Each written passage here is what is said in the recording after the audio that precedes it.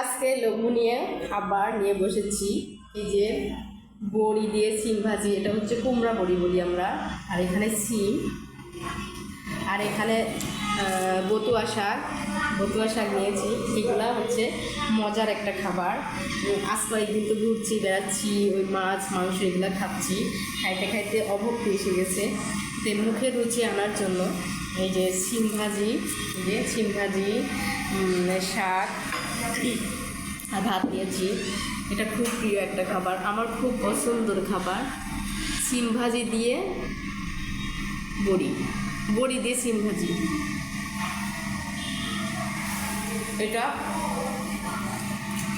এই ভাজিটা আমার আম্মা করতো, অনেক মজা, এখনো মুখে লেগে আছে। আসলে মাছ মাংসর চেয়ে ভাজি ভর্তা এগুলা দিয়ে ভাত বেশি খাওয়া যায়। তো ভাবলাম আজকে সিম 2 রকমের ভাজি নিয়েছি।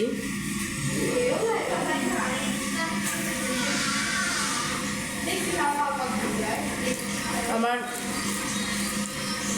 নাসিমা আপু মাঝে মাঝে সিম ভর্তার ভিডিও দেখায়, আমার দেখে খুব খেতে ইচ্ছে করে। তা আজকে আমি বড়ি দিয়ে সিম ভাজি করেছি, সেটা দিয়ে খাচ্ছি। আজকে নাসিমার লোভ লাগবে।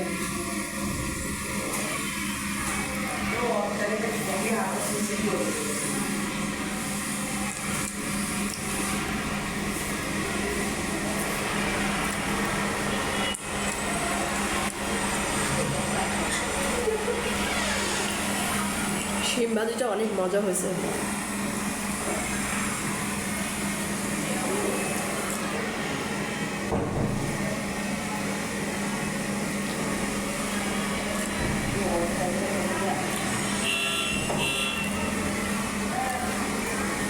ভাজি ভর্তা এগুলো খেতে মজা, কিন্তু ভর্তা করতে একটু ঝামেলা লাগে, তাই আমরা সহজে ভর্তা ভাজি এগুলো করতে চাই না।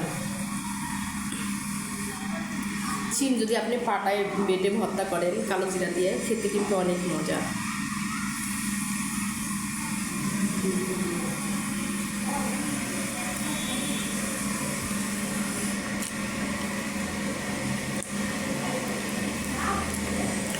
এটা হচ্ছে নিজের হাতে বানানো বড়ি। কিনা বড়িগুলো অত মজা লাগে না, শক্ত থাকে, খেতেও ভালো লাগে না।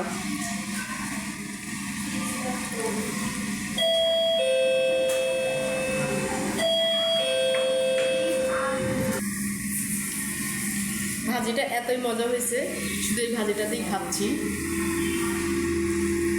এটা হচ্ছে বতুয়া শাক, আর শাক দিয়ে খাচ্ছি। আমি তো এই শাকটা এই বছরে প্রথম খাচ্ছি। আসলে এই শাকগুলা বাঁচতেও ঝামেলা, বাঁচারও লোভ লাগে।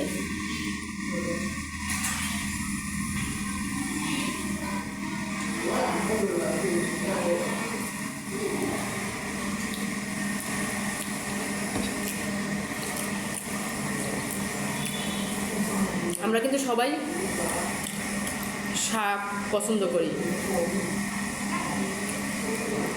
শাকটা অনেক মজা হয়েছে।